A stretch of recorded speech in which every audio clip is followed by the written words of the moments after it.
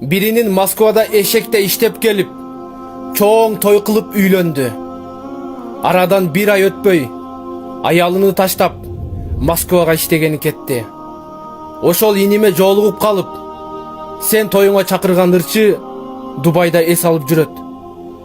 Сен 600 кишилик местага төлөгөн ресторандын ээси Lexus 570 алды.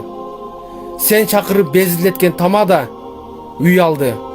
Сен оптум алдым деп аракты сууда куйган магазинчи элитный домдон квартира алды.